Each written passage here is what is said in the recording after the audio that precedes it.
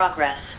Okay, friends, I want to share with you some added information from the Monday share. If you remember, on Monday we discussed the great question of the Maharit. We all know there's a big discussion. How is David permitted?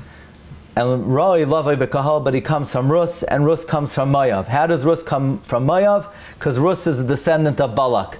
The problem is Balak doesn't come from Moav, because Rashi says he was Minasiche Midian. He was a prince of Midian. And what happened? They made him the king of Moav. Ba'esahi. So Balak is not a Moavi. If he's not a Moavi, then why would and how would Rus be considered a Moavi? Rus is not a Moavi, she's a Midiani. That was the Shiur on Monday.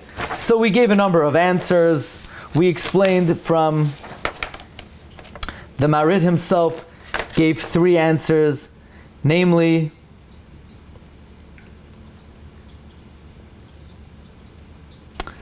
the Isser of marrying someone from Moav came much later in history.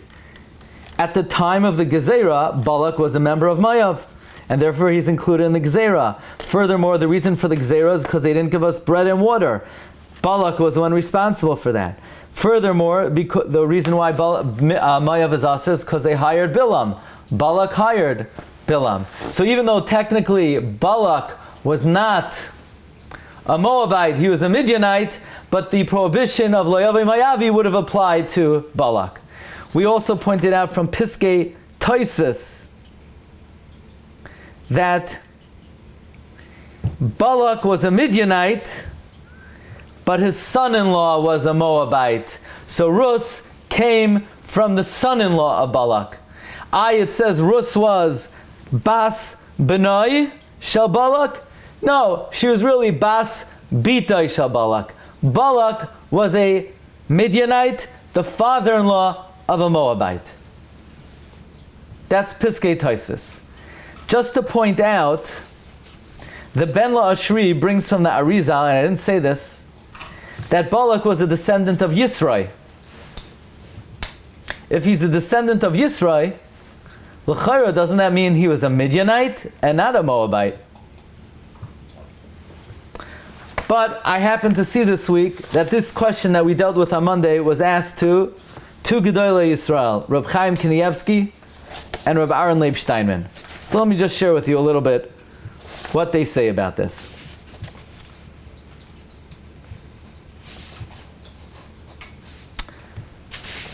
Rabbi Chaim in the Sefer Das Noite on Parshas Balak brings Rashi, which Rashi implies that he was a Midianite and not a Moabite.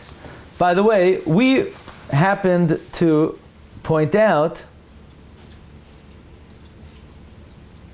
from a different Ben La'ashri, we answered that Balak was originally a Moabite, yeah? He got a job in Midian, and then he was hired back by Moav to be the king. So let's see what Reb Chaim Kanievsky says. Reb Chaim is bothered if Balak was really a Midianite and he became the king of Moav, so then Rus is not from Moav. And the Gemara says Rus was Moabite.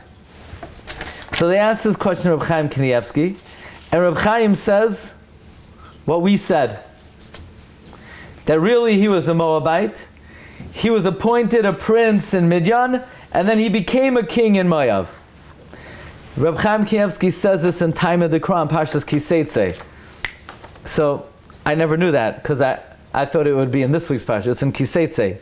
But Reb Chaim added that since Moav and Midian were close to each other, like it says in Gittin, Ammon and Moav tiaru b'sichain, therefore they took him to be a prince of Midian, even though he was really a Moabite. Rabbi Aharon Leib Shteinman said a different answer. Rabbi Aharon Leib Shteinman in Ayelas HaShachar, in Masechta Kedushin, after bringing the Kasha the Marit, he says, you need to know that, yes, Balak was for sure a Midianite. Like Rashi says, he was a prince of Midian. But his father was a Moabite, and they moved to Midian.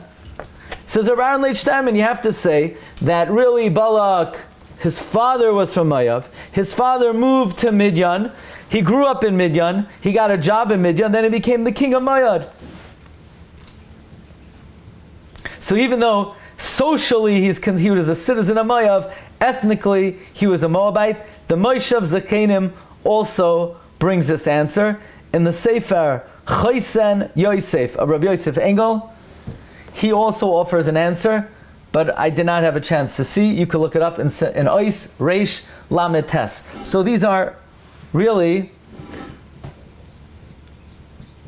not two new answers. Reb Chaim Kanievsky said the answer we gave in the Shiur, and he brings it in time in the Parshas Kiseitze.